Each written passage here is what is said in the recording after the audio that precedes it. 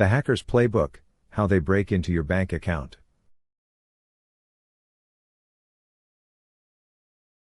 1.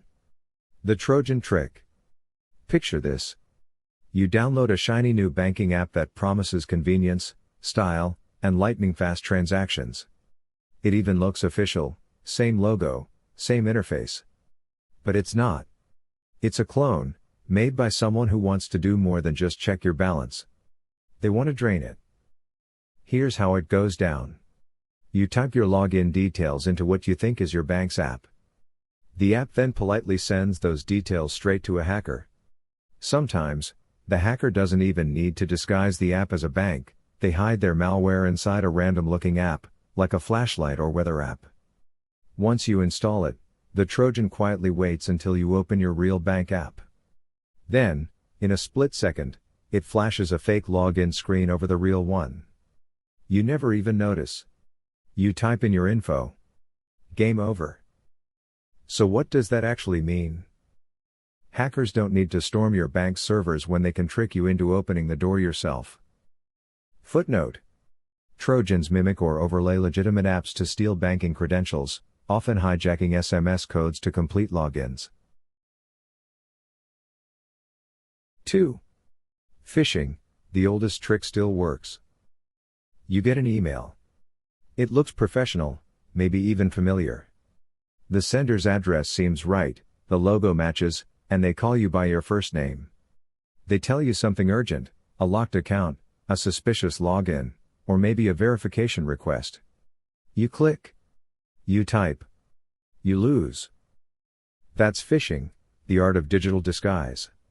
Hackers compromise trusted email accounts, then use them to send messages that look legitimate. Once you respond, your data goes straight into their hands. And here's the kicker, they often don't even need to hack you. They hack your friend, your lawyer, or your real estate agent, then email you from that account. You trust them, and that's what gets you. So what does that actually mean? Your inbox is the easiest way for hackers to become someone you already know. Footnote. Phishing exploits human trust by mimicking known contacts or institutions to extract login details or financial information. 3. The keylogger spy. Imagine typing your bank's web address, username, and password, while someone records every keystroke. That's a keylogger. It sits quietly on your computer, writing down everything you type like a nosy roommate who doesn't blink. With your login info captured, hackers can walk into your bank account like it's an open house. The only thing standing in their way? Two-factor authentication. Even if they know your password, they can't guess that rotating code. It's the equivalent of having a deadbolt on your digital door. So what does that actually mean? If you don't have two-factor authentication, you're basically leaving your keys in the lock. Footnote.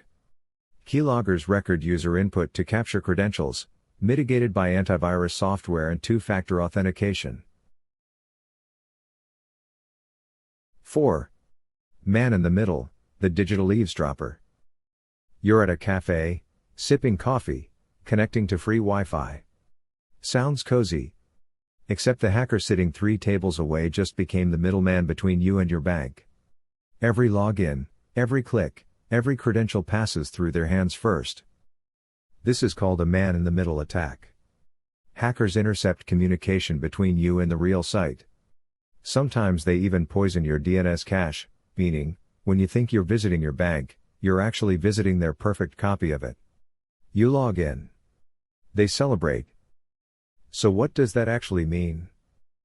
When the internet feels free and fast, remember, sometimes, you're just paying with your data. Footnote. MITM attacks intercept traffic or alter DNS to reroute users to fake sites, best avoided with HTTPS and private connections. 5. SIM swapping, when your phone turns against you. SMS codes were supposed to keep hackers out. Then someone realized, why not just steal the number?